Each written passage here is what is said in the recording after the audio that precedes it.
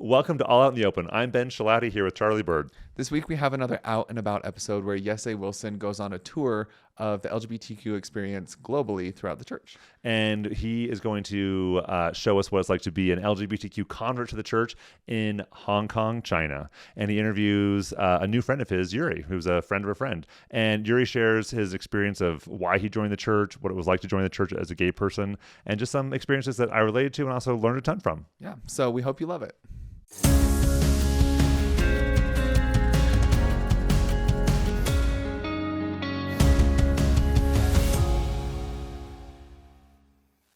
Welcome, everybody, to Out and About, where we go on journeys to hear the stories of Latter-day Saints from around the world. Our guest today is a really special guest. He's actually our first guest that we've had that I don't know personally, and has come as a reference from one of my dear friends, Joey Powell.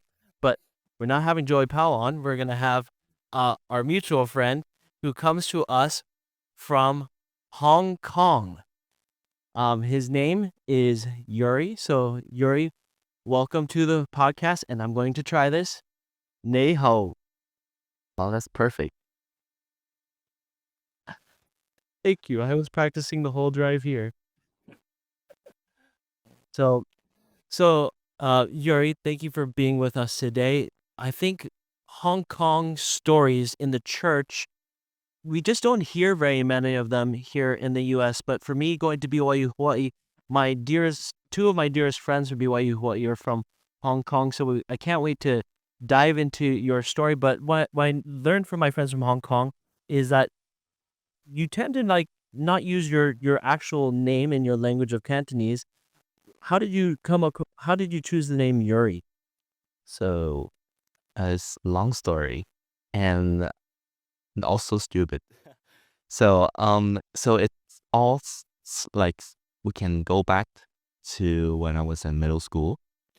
So I don't know if you guys follow my Instagram. So my Instagram have another name, and that's the full name of Yuri. It's the planet Uranus. Okay. So when I was in middle school, my English teacher was from Australia. And when he saw my name, he called my number. So everyone have their own number. So my number is 16. So he just called number 16. Who's number 16? Stand up. And then I was, oh, here I am. I'm number 16. And then he's like, do you know your name is a joke? He told me that. He asked me that. And I was like, what? What do you mean by a joke? And then he spelled my name out. So he separated into different parts, two parts. So U-R and then A-N-U-S. And I realized A-N-U-S is a part of an organ of our body. And it's, yeah, you know that word. Okay, I guess. So it's a joke in that way. So, and then he's like, okay, I'm not going to call your name because your name is really a joke. So I don't want to laugh at myself. So now I'm going to give you a new name, Yuri. Okay. So I'm going to call you Yuri for the rest of the whole semester. And then, yeah. That's Yuri. And after the name Yuri was born, Yeah. no, it's so Hindi. You didn't want to make your name a joke. Yes. Yeah. Wow, fantastic! What a story to get us started. We're just talking about the organs of our bodies and our names. Fun. Yeah. Yeah, no, and I guess that's something that not very many people understand about Hong Kong, is that Hong Kong, a lot of people do speak English there due to being a colony of England for a while. And so, tell us a little bit more about, actually, let me pause there. Yeah. Yuri, why don't you tell us a little bit, how do you identify currently? Yeah. I identify myself as gay. Yeah. Okay, so right now, we're having such a unique story right now for us in the church. Not only do we not get very many Hong Kong stories, we're going to hear your story about being a gay member of the church in Hong Kong. So let's start there. Can you paint the picture of what it was like growing up. Sorry, did you grow up in the church or outside of the church? Outside the church. I joined the church when I was 17. 17 years old, you joined the church. Okay. Can you take us a journey through your childhood and what that was like at developing your identity and maybe coming to terms of being gay? What was that like in Hong Kong? So I would say let me share my journey, like finding out my sexuality first, right? Okay, is that okay? Okay. So when I was a little, like real little, like 3 to 4 years old, I started to realize that I like boys. So that's really early, and at the same time, I also like girls. That's the problem. So, I've been, like thinking like, oh, am I like different from others? Am I just being, like, because I'm really scared that I'm different from others, that people around me, they like the opposite gender. And then I start liking boys, but at the same time, also like girls. So I, so, and that, so that thing calms me down because I still like girls, so I'm fine. And then until I step into my adolescence, like teenage age. So one thing that's really funny that is like when I was in my childhood, um I know that I'm bisexual, like, but I don't even know that term. But I know myself that I'm bisexual because I also like, I have feelings to girls before, but like a real pure feeling, like uh, not sexual, you know what I mean? Yeah. So, but like step into my teenage age, around like 12. That time is when your body grows, like your voice changing, you're having the second, so I don't know how to say it. Okay, your voice changing, growing your body, and your mind changing as well, and that's the turning point for me. Then I realized I'm more attracted to boys, and girls are no longer attracted to me. Like I can. Let me pause. Yeah. Let me just pause right there. I'm curious now. Yeah. Now that you're in entering your teenage years, there's this, like, you're realizing like you like boys more than girls. Yeah.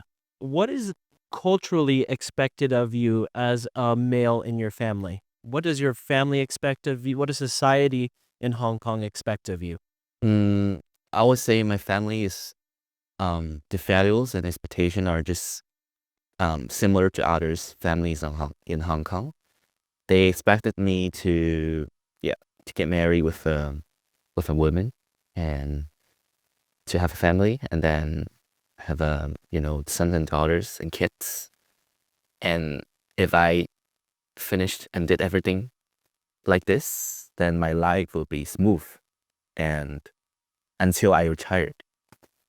Yeah, that's their To your time. yeah. I think Okay, and now the reason I ask that is because I'm curious if how have other LGBTQ people been viewed by your family? I don't know if that question makes sense. Like, were there other LGBTQ people around you, and how did your family respond to those type of people? yeah, that's a good question. So my mom has a coworker, and her coworker's daughter is a lesbian.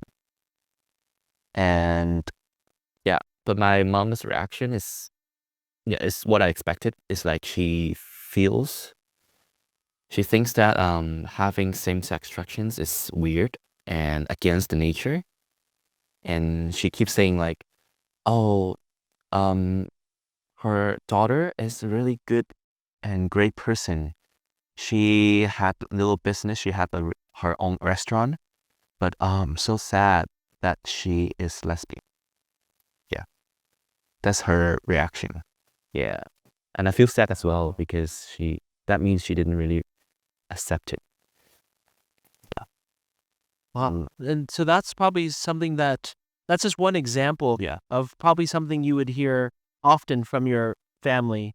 That's pretty common to think that way about people who have same-sex attraction or are LGBTQ? Sorry, say that again. Okay. No. Okay, sorry. Yeah, it's okay. It sounds like that's pretty common. Yeah. That to think like that. Mm-hmm. Now that we have that understanding, now help paint that picture that you were going with your journey about going into teenage life. Now that we understand that part of the culture. Mm-hmm. Okay. So after that, so I think that the turning point for me to notice that I like boys more is because of my, I don't know if I can say it, but I think of boys more sexually. I fantasize boys in in a way in my brain, and I also have crush on boys as well. But for girls, I don't. Every time when I fantasize with girls, I feel gross. So yeah, I think that's most of the reaction that gays have, I bet. And yeah. Okay, Me too. fake. You feel me. And then, but I also been struggling my sexuality until 18 because I still believe I still believe that I am bisexual. I was bisexual. So I try to date a girl. Yeah, was the mistake. So I tried to date a girl, but then we ended up just 2 weeks of dating. Because that 2 week experience made me feel uncomfortable because yeah, I felt nervous and not really like comfortable in that 2 weeks because I feel like that wasn't me and that wasn't the thing that I wanted. And one fun thing is that we didn't even kiss and holding hands, and I already feel like that's not gonna work. So I broke her heart. Yeah. So but and then after that after 1 year I have my first boyfriend, and yeah. hmm Interesting, so that's around 18 you tried dating that girl? Yeah, around 17, 18. Yeah. hmm Okay. Last I checked, I think it was either off before we started or during this podcast. I wanted to say you told me that's around the time that you joined the church, right? Tell me about how those things come together. What was it like finding the church, joining the church, and then navigating that with your sexuality? So it may sound a little complicated and or maybe funny because the reason why I want to join the church is simply that I would like myself to be straight. So I believe that joining a church can turn me straight or going back to straight because I felt like I was straight before, but then now I'm gay, but I can be straight again. Yeah, that's one of the main reasons that I want to join the church. And because of the church value, I started to think that I have chance to date a girl and to be with a girl together and get married with a girl. So that's why I try to date a girl in that period of time. Yeah, those are related. Was this a girl from church? Oh no, she's not from church. She's from my school. Her senior. And yeah, I think that's relatable. Yeah, that motivates me to do that. Yeah, thanks for asking. You know, what I'd love to understand is like for us that grew up in the church, we have this kind of spiritual pressure to marry a woman for those of us that are gay, but yet you weren't a member of the church, but yet you had this deep feeling to want to go back to being straight or to become straight. Yeah. Where does that feeling come from for you to want to go to being straight? I guess it's because of my mom. Yeah. Remember that I told you that my mom like told me that she thinks her coworker's daughter is lesbian, and that makes her feel like it's a pity. Yeah. So when told me that, I really wanted to, like, I don't want to let her down. So I think my mom was the main reasons that I would want to make me go back to straight. And also there's a second reason is like I feel like being straight is easier path for me to live, because you get less criticism, and it's also considered as normal in this society. So it's less pressure. Yeah. Mhm. Right. Now, I think what I'd also love to know a little bit more is what your community looks like. We've discussed how Hong Kong is different from like mainland China. Yeah. So like, what does the LGBTQ community look like in Hong Kong? How would you describe that? I would get described. I will use one word. This discrete is DIS. Discreet. Yeah, discrete. It's discrete. Yeah. LGBTQ people in Hong Kong are discrete, especially gays. Okay. Yeah, because they're afraid of people's opinion and criticism. They always pretend that they're straights. They never show themselves as their gay identity. And in Hong Kong we mostly use a dating app to get to know the other gays. The famous one is Grindr, Tinder. Yeah. So yeah, we usually use those applications. But if it compared to mainland China, I would say the acceptance level in Hong Kong towards LGBTQ is much more higher than in mainland China, because there's our TV programs that are LGBTQ related in Hong Kong, but in China, Wow. it got banned. Yeah. Yeah. I would say it's openly accepted in Hong Kong than in mainland China, since we've been colonized by UK before, and we have our own legal system, and I guess I wonder why. Yeah. I'm curious, do you ever see same gender couples in public, or is it, when you say discreet, does that mean like there are no same gender couples in public? I saw same gender couples. Yeah, I did. But I didn't saw a lot, like, because you need to be really brave to hold others guys' hands on the street. If you do that, you're really brave.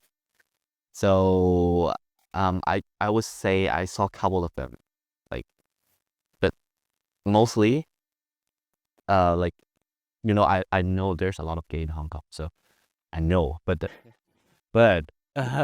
You probably saw them on those yeah, applications. but they just like, oh, I'm straight. I like girls. So yeah.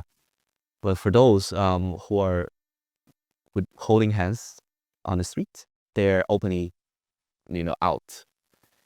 But I didn't saw a lot. I've got another question that's hitting me. I never thought to ask this in an interview before. Is the word that you use in your language of Cantonese for gay, does it actually mean the same thing, or does it have a different meaning? Same meaning. Yeah, same meaning. Okay. And then my follow-up question to that would be, in some areas of the world, some people view being gay culturally as something that you pass through. It's just a phase and then you move on. Is it viewed that way, as something that you move on from, or is it viewed as an identity that you stay in for the rest of your life? Um, that's really that's the questions. Oh, okay. I'm not really sure, but Okay. maybe it's towards more than the second part of your questions. Yeah, as an identity of the rest of the life. Yeah, yeah. Okay. Good. Yeah, because if you're gay, you can we can go with girls. You can marry with a girl. Yeah. Oh, and you don't have any arranged marriages in your country, do you? Um. mm, I would say like maybe back in the 70s, they may have, but now they don't. Yeah, they don't force their Okay. kids to get married. Yeah. Mm. Oh, good to know. So that actually is not very long ago. We're only talking 50 years ago. Oh yeah. Wow. Okay, that's good to know. All right, now let's get back into your story. Yeah. Sorry for my millions of questions. There's so much I want to know. That's fine. Uh, you talked about you joined the church to become straight. Yeah. But then also that's a time that you get your first boyfriend. What was that like, entering that first relationship? Oh, that was like I have two feelings. Like I have a feeling of excitement because I never get a chance to to be that close to a man. Like I have my first kids and we hug and blah blah blah. And also at the same time I felt scared because back in that time I feel like what I was doing was against the God's commandment. And I was really scared, like, oh, I felt sorry for God. Yeah, that was the feeling. That's really, you know, like taunting me. Yeah, that feeling is kind of um, it's like yeah, it's like you're addicted to something. Oh, wow. Yeah, but you So your boyfriend felt kind of like an addiction, that God was not proud of. yeah, that's what I was thinking at that time. Yeah. Mm-hmm. All right, how did you navigate that? How did that work out? Um, I started to, it took a long time. Yeah, because when I have my first boyfriend, I haven't been coming to BYU Hawaii. So it took like 2 years, until I realized that, God actually loves me, in a way that no matter what person I am, and yeah, I would say, yeah, I realized that, God didn't think that I was mistakes. So I started to accept myself. And that's also the motivations that I wanted to come out. Yeah, that's relatable. Does this make sense? Does that make sense? Sorry.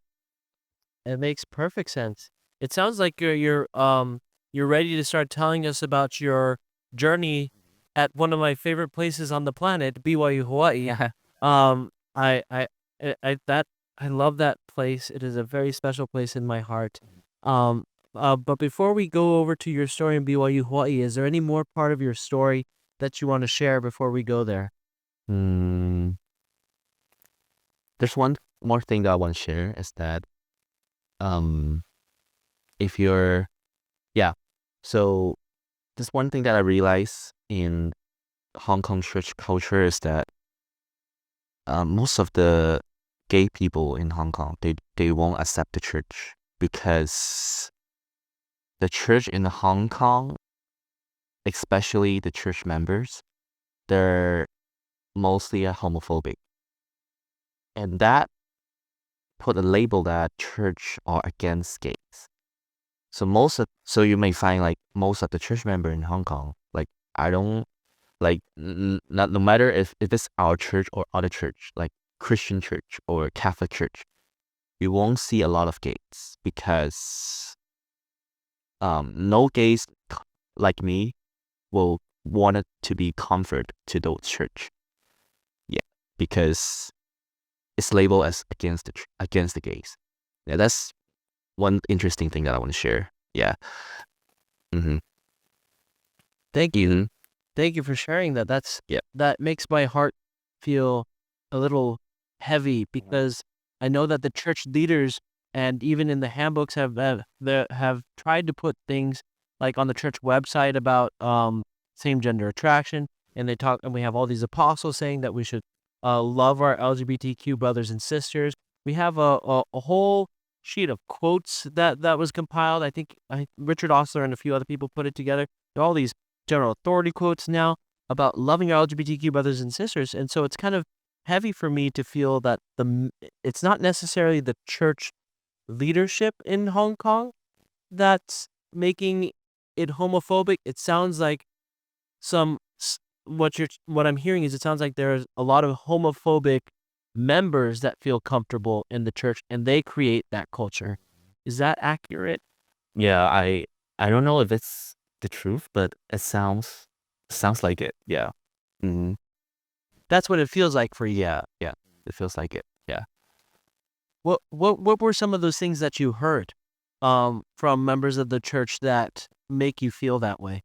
So back in 2019, I don't know if you remember the news when Taiwan is legalized same-sex marriage. Do you remember? And back in 2019. Yes, I do. Yeah. So back at that time, I was in a gospel class. I don't know how to say that. It's like morning class that everyone would.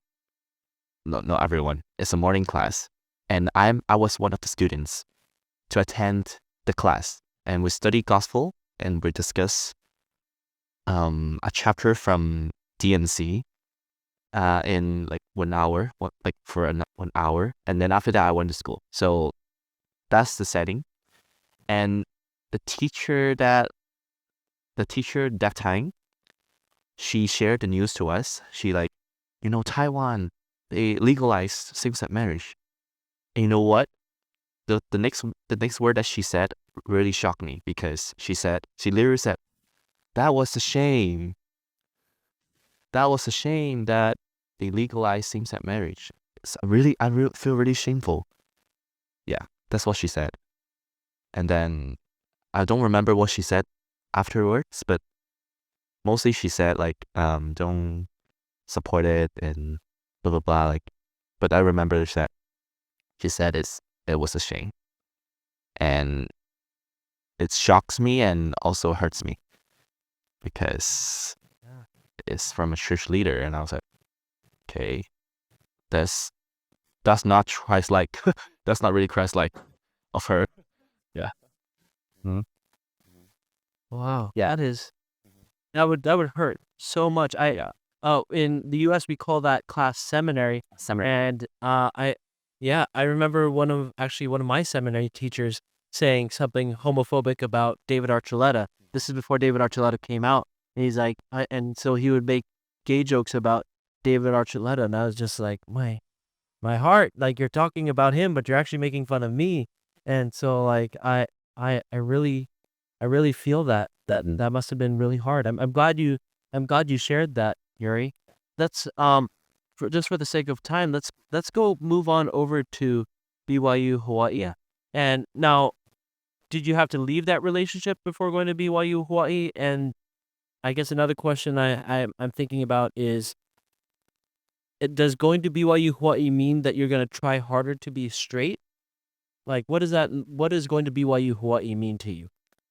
At first, before going to BYU Hawaii, I felt kind of, you know, like pressure because that's a church school, right? And so what I expected is like everyone may be homophobic, and and I feel like maybe everyone is straight because it's a church school, right? And yeah, I told myself that, oh, in this 4 years of college in BYU Hawaii, I need to be straight until I graduated so that I can be myself. So that's what I told myself. Yeah. And I gave a lot of pressure to myself as well. And then back to that questions. Yeah, I did break up with my boyfriends before going to school because I don't want to have a long distance relationship. And my ex-boyfriend didn't want it as well. Yeah. So yeah, I've been single for 3 years. Okay. Anyway. And then after going to BYU Hawaii, the first year I felt kind of stressful. Because I locked myself. You know, I would say I was doing actor. I was acting that I'm straight. It's really tough because when people ask about your love story, I have to make my own story. I have to tell them lies. Like, but they're really, really, I don't know why they're really curious about my story. Maybe I like to dance and I have a lot of like female friends and I don't get relationship with them and they get weird and so that they ask me. But I trying to be straight, but it's hard. They keep asking me those questions. Yeah. That's how you know that you're attractive, is everybody wants to get to know you and figure out what your relationship is like. They just want to start like, so who have you dated? So the people are asking you because they're wondering if they have a chance. That's why they wanted to. Now you know. Now you know. Thanks. Mahalo. Yeah. Mm-hmm. Yeah. Okay. Yeah. Okay, so now we have people that are asking you about your story and you're creating lies to protect yourself. I like the word that you use is you locked yourself. It's like you locked yourself up out from the rest of the world. Now tell us a little bit more of how you transitioned from the locked version of Yuri to the Yuri that I'm talking to today. Okay. I would say the I met a lot of LGBTQ people in BYU Hawaii. They're amazing. So you did find some LGBTQ people. Who are some of those LGBTQ people that you can share with us, and what was that like for you? Oh, I would say one of them is Joey Powell. To be honest, I met him in person in Taiwan Club. So it was the beginning of 2022, and that was pandemic. Yeah, I didn't really get to see his face, but I know that he may be not straight. He might be queer. The first time I saw him, and it's funny that we play Chinese mahjong together, but he's American. Yeah, it's funny. So you playing mahjong with Joey, Yeah. that actually is something that started from my friend group when I was at BYUH. Joey was one of my best friends, and then we had friends from Singapore, Malaysia, and Canada. All of these people were Chinese, and so they taught us, me, my friend Leonti from Guatemala, and other friends from other countries. We learned how to play mahjong, and so Joey, that's how Joey learned. That's how you met him, and so Joey's one of my dearest friends. So thank you for making that connection. It's cool that that's a way that you connected. So was Joey the first gay member of the church that you met? I would say the first gay that I openly speaks up my sexuality. Yeah, he was the first one. Yeah. And but also there's another one that really helps me. But let me finish Joey first. Okay. Uh, so we started conversations on like Instagram. So we talk a lot because I have a lot of questions to ask about him because he went on his mission before. Yeah, is that right? Yeah, he went on a mission before and he's gay. So that's really, really, like mind blowing to me because I didn't notice that gay and missionary can put together. You know what? So that was like, wow, that's amazing. And I asked him a lot of questions like, how do you know, like how people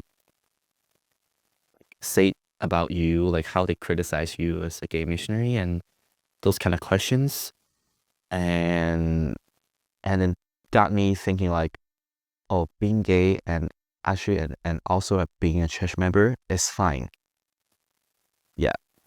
That's the starting point that I started to accept myself as a gay church member. Yeah. Mm-hmm. Wow. So Joe, I did not know this. Joey is one of my dearest friends. He has not told me this story that he helped you on your journey to accepting yourself. That's a big deal.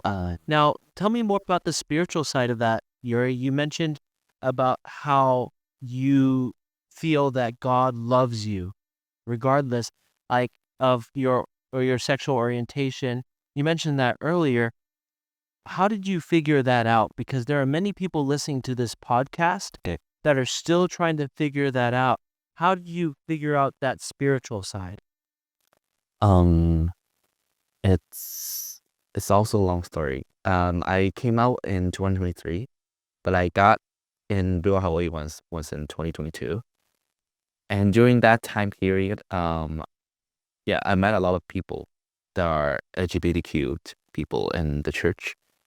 So here comes the second person that really impacts me. He is Brendan Galley. Yeah. So yeah, so I met him in so because we have the same major. I met him in the same class. And then yeah, and then I know him that he is because he's being himself, right?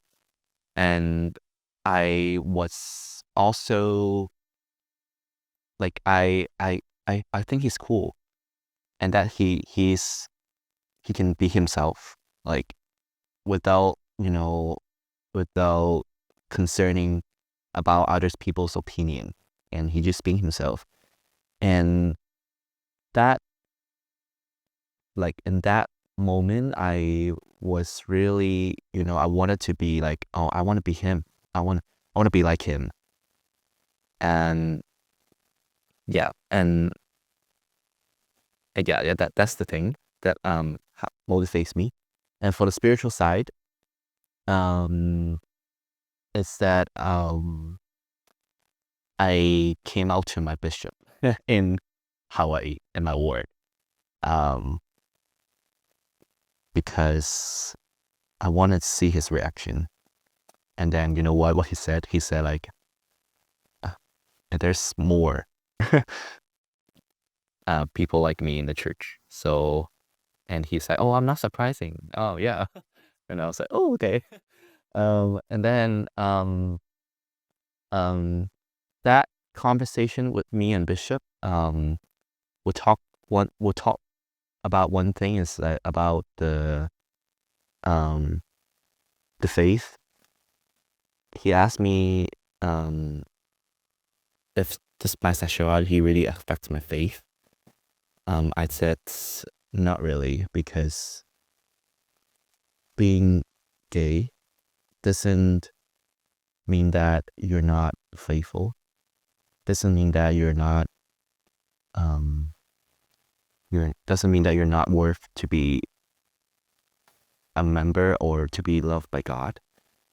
And I would say mostly in a spiritually side, I figure it by myself. I ponder those questions in my head, and then I came up with an answer, which is accepting myself and knows that I'm not a mistake, and I'm also a member, and I can help other people to think that they're worth to be loved by God, no matter what sexuality you are, because God loves everyone. Like, because not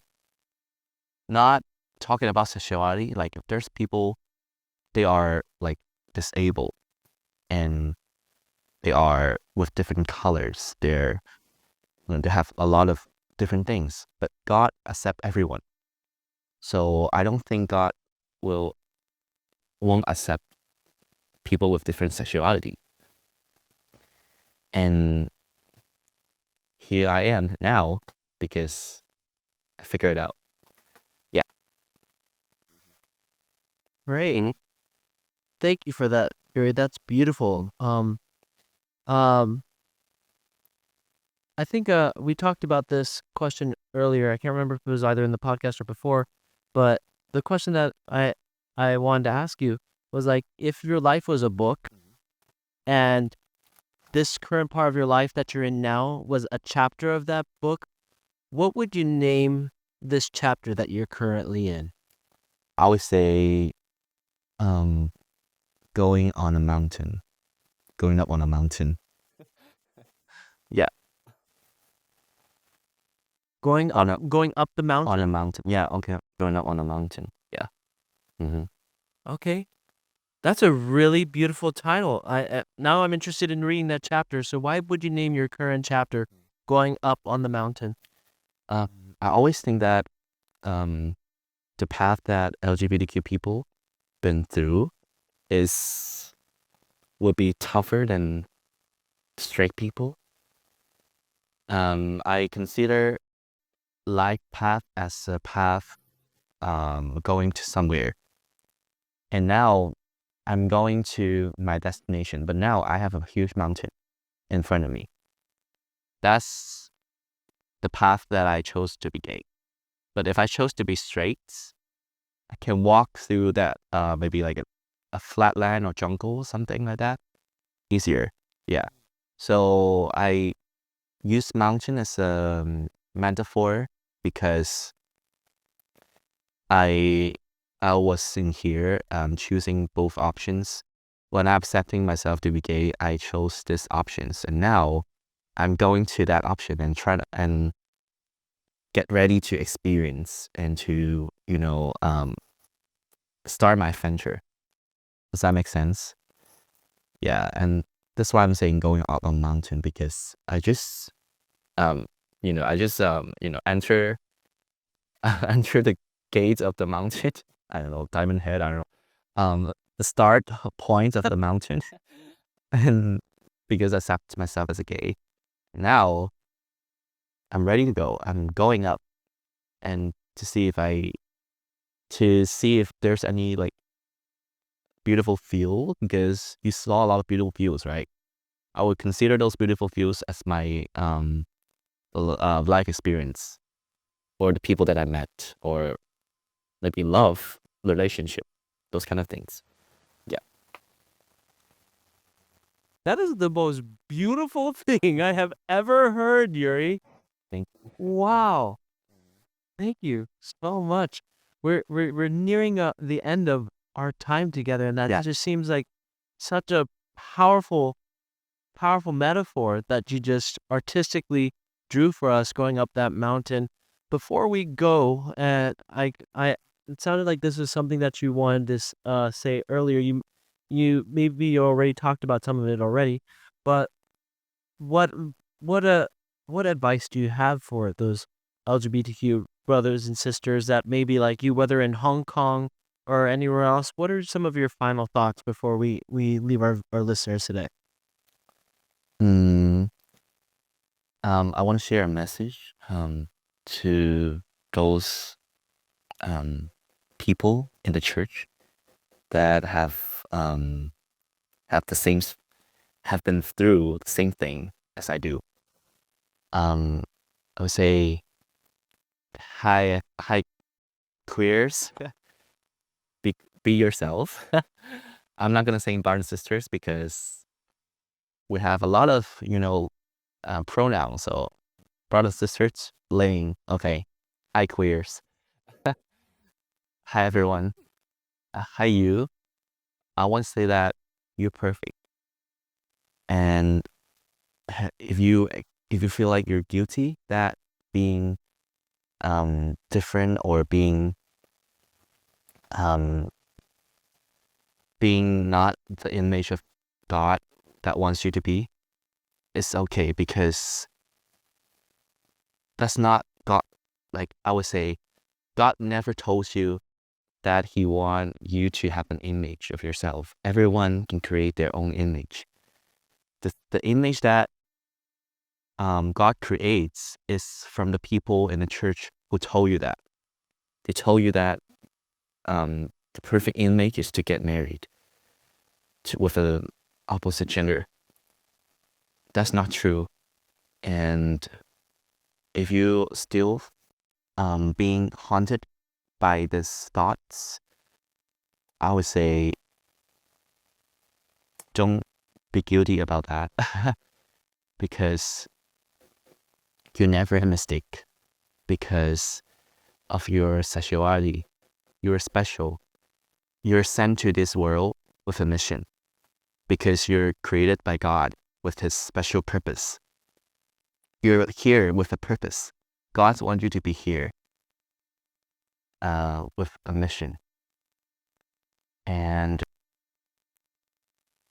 being gay or being a queer or being bisexual is His mission. He make you that way with a reason. So don't think that you're not worth because of your sexuality. That's not always true. And embrace yourself, because having different sexuality can and means that you also can love God, and you can also go on a mission, can also be a great church leader. And final thing that I want you to know is that you're strong. So because you accept yourself and you're brave, that you face your true self. And I'll be happy to hear from you if you need any help. And I know the journey to accept yourself in the church is hard, but remember one thing, that you're not alone and we're always here. So love you. That's my message. Yeah. Thank you, Yuri. Okay. Thank you. That was very raw and that was very vulnerable and very powerful. Thank you for sharing that with us, and hopefully we can join you on that mountaintop someday. Oh, yeah. Sure. All right. Well, thank you, Yuri, and thank you everybody for tuning into this episode of Out and About. Take care. Aloha.